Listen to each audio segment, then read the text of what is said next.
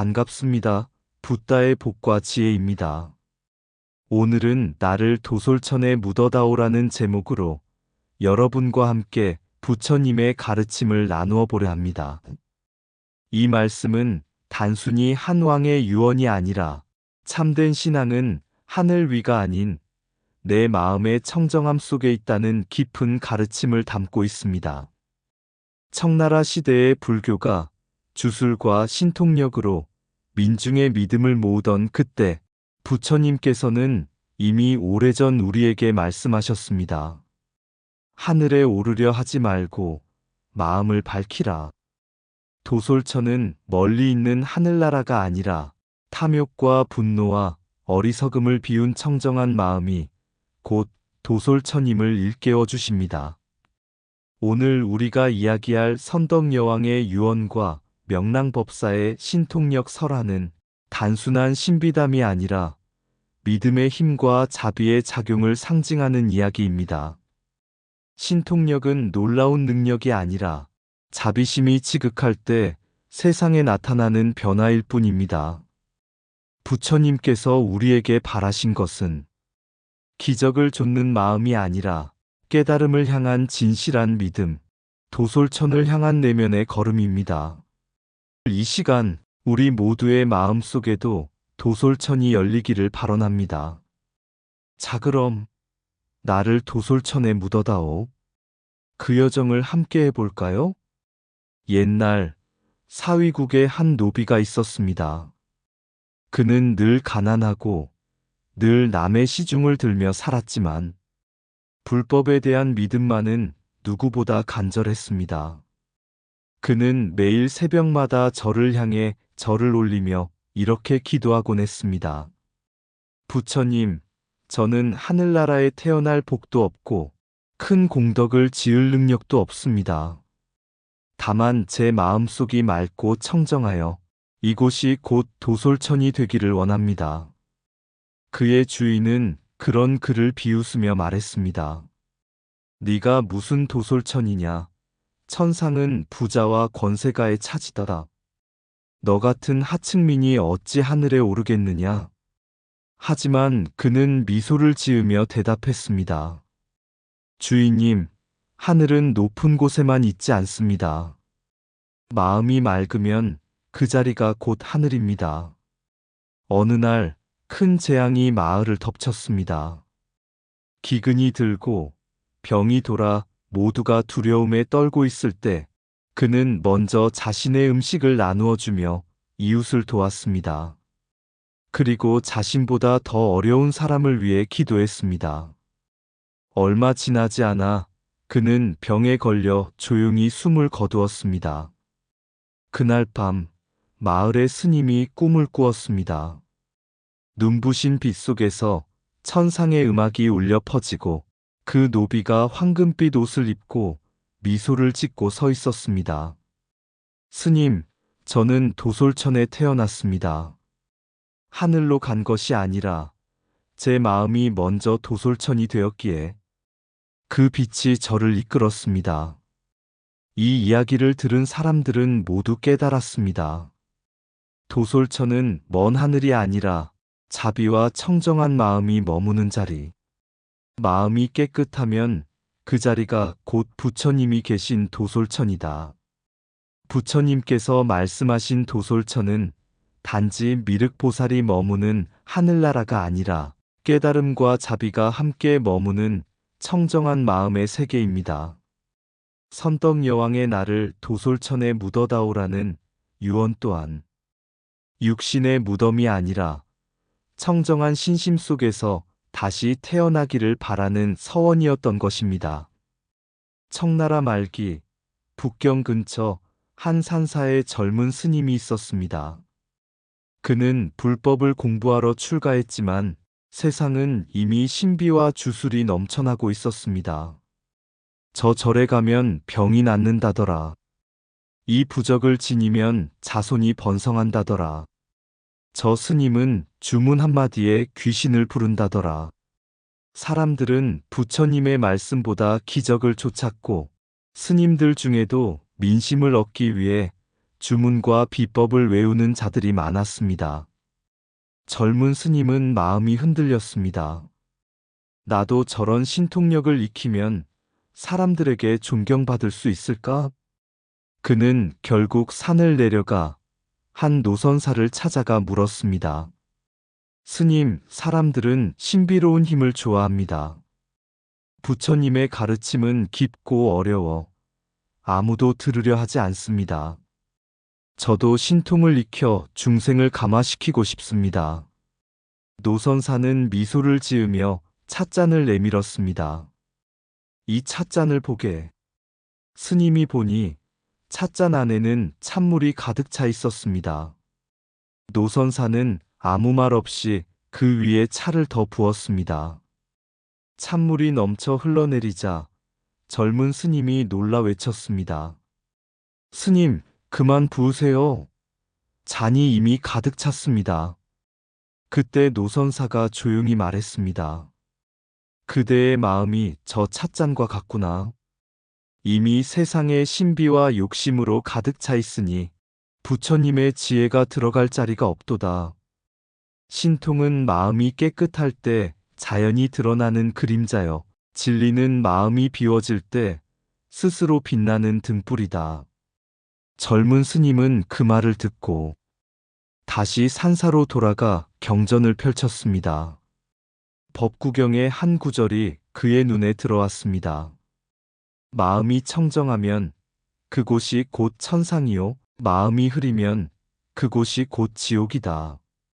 그날 이후 그는 신비를 좇지 않았습니다. 부적을 팔지도 기적을 말하지도 않았습니다. 그는 다만 매일 새벽마다 경을 읽고 고요히 마음의 탐진치를 다스렸습니다. 세월이 흘러 그의 이름은 세상에 알려졌습니다. 신통을 부린 적 한 번 없었지만 그의 발자취가 머문 곳마다 사람들의 마음이 평화로워졌습니다. 사람들은 그를 두고 이렇게 불렀습니다.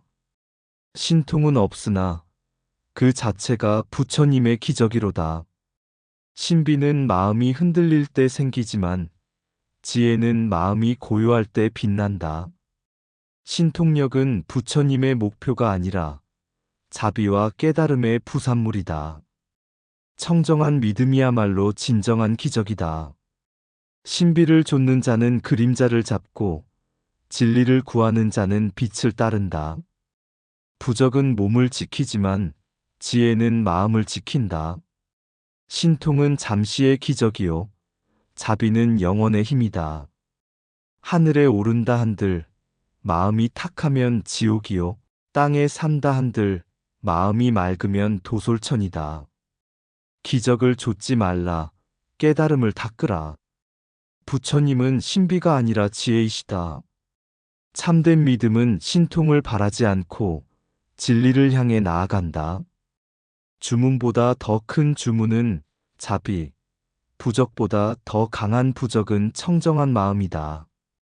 부처님은 기적을 행하신 분이 아니라 우리에게 마음의 법을 가르치신 스승이시다. 마음이 밝으면 신통이 저절로 생기고 마음이 어두우면 신통도 어둠이 된다. 불법의 근원은 비밀이 아니라 밝힘에 있다. 신비를 믿는 이는 외부를 향하지만 진리를 믿는 이는 내면을 비춘다. 세상을 움직이는 힘은 신통이 아니라 자비요, 사람을 구제하는 길은 주문이 아니라 깨달음이다. 부처님께 귀의한다 함은 기적을 따르는 것이 아니라 진리를 배우는 것이다. 공덕은 행위에서 나고 신통은 마음의 맑음에서 따른다. 진정한 불자는 신비를 좇지 않고 진리를 향해 나아간다. 그 발걸음이 곧 부처님의 길이다. 옛날 사위국에 수달이라는 상인이 있었습니다. 그는 장사를 하며 부를 쌓았지만 언제나 마음이 불안했습니다. 돈은 모았으나 병은 낫지 않고 복을 빌어도 근심은 떠나지 않는구나. 그는 어느 날 부처님이 계신 기원정사를 찾아가 말했습니다. 세존이시여, 저는 복을 구하러 왔습니다. 긴 수명과 재물, 그리고 자손의 번영을 원하옵니다. 부디 신통력으로 저의 소원을 이루어 주소서. 부처님은 잠시 눈을 감으셨다가 조용히 물으셨습니다. 그대는 복을 원한다 하였느냐? 예, 세존이시여. 복이 있으면 행복할 줄 아옵니다. 그대는 복을 쌓았느냐? 시주도 하고 향도 피우고 절도 드렸습니다. 그것은 손의 공덕이다. 그러나 마음의 공덕은 쌓았느냐? 마음의 공덕이라니요? 그대가 남의 고통을 보고 연민했느냐? 남의 이익을 위해 욕심을 비웠느냐? 마음의 탐욕을 버린 적이 있느냐? 수달은 고개를 숙였습니다. 그는 한 번도 그런 마음을 가져본 적이 없었습니다.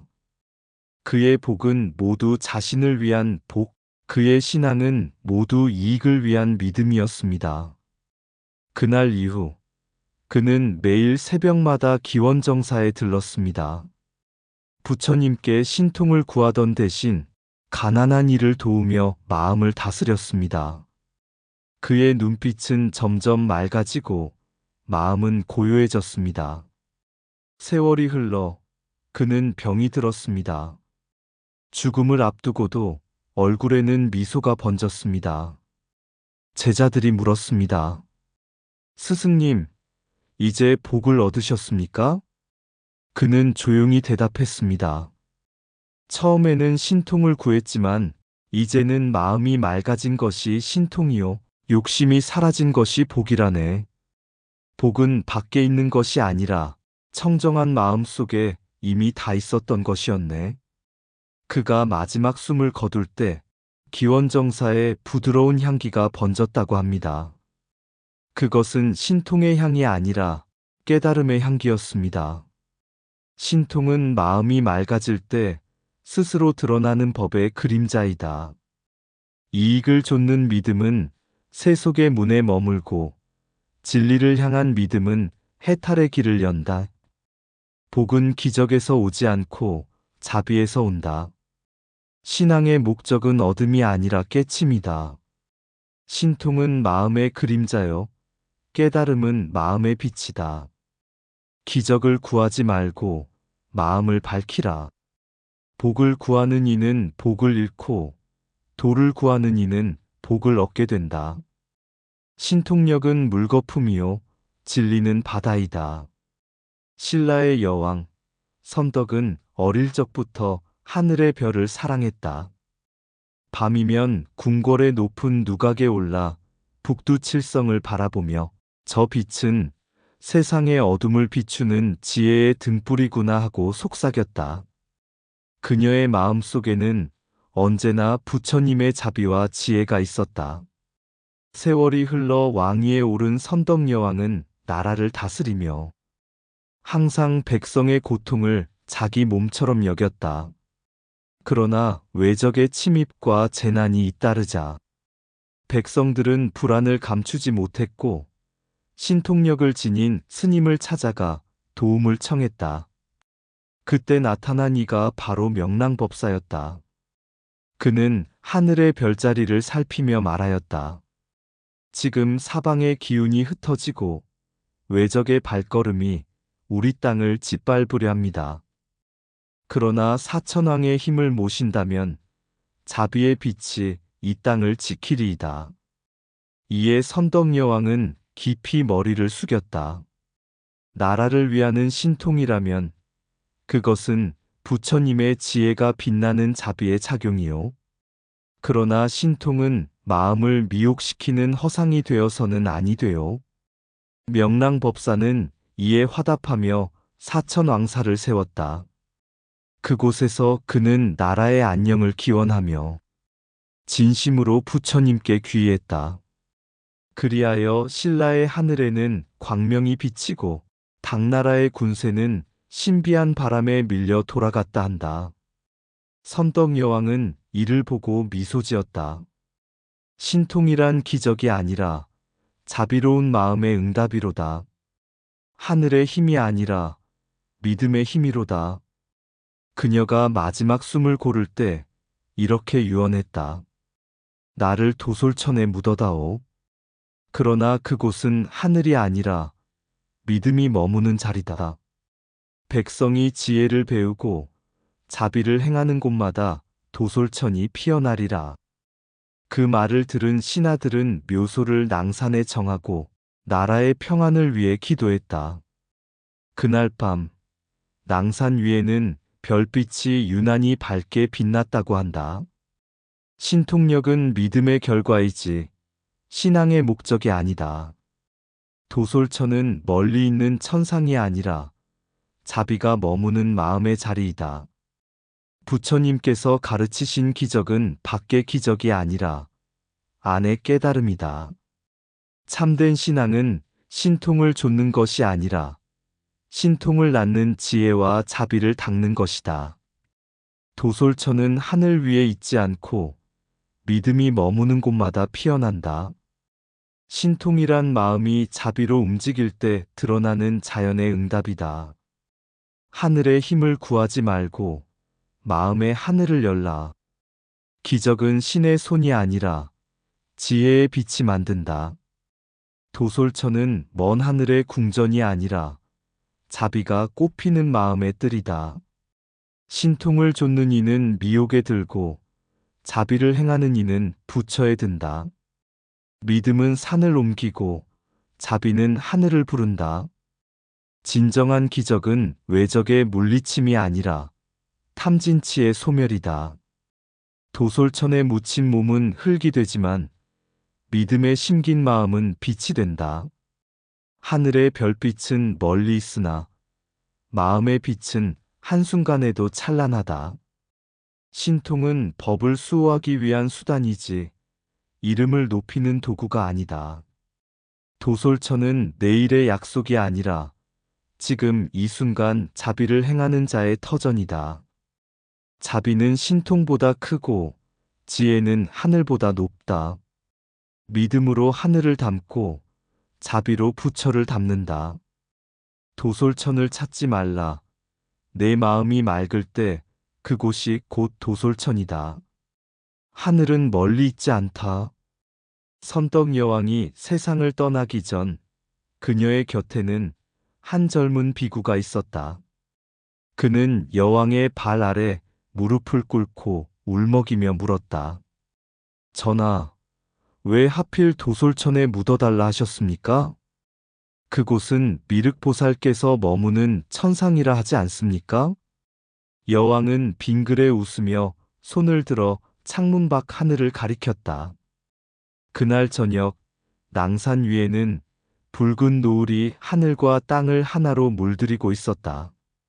그대는 하늘이 저 멀리 있다고 생각하느냐? 예, 저 높고 푸른 곳에 있다고 배웠습니다. 여왕은 조용히 고개를 저었다. 하늘은 저 위에만 있지 않다. 한마음이 청정하고 자비가 머무는 그 자리가 곧 하늘이다. 나는 내 몸을 묻되 내 믿음을 이 땅에 심고자 한다. 도솔천은 하늘의 이름이 아니라 믿음이 꽃피는 마음의 이름이다. 그 말에 비구는 고개를 숙이며 눈물을 흘렸다. 전하, 그러면 신통이란 무엇입니까? 명랑법사께서 바람을 불러 당군을 물리친 것도 신통이라 하던데요. 선덕여왕은 잠시 눈을 감고 미소 지었다. 참된 신통은 바람을 부르는 힘이 아니다. 어둠을 걷어내는 지혜여, 고통을 품는 자비이다. 사람의 마음이 진실하면 세상의 바람도 그 뜻을 따른다. 그것이 부처님께서 말씀하신 법의 응답이니라. 그녀는 마지막 숨을 고르며 낮은 목소리로 읊조렸다. 몸은 흙으로 돌아가되 믿음은 도솔천에 피어나리라. 나를 묻되 내 뜻을 잊지 말라. 자비를 행하는 곳마다 하늘이 열릴 것이다.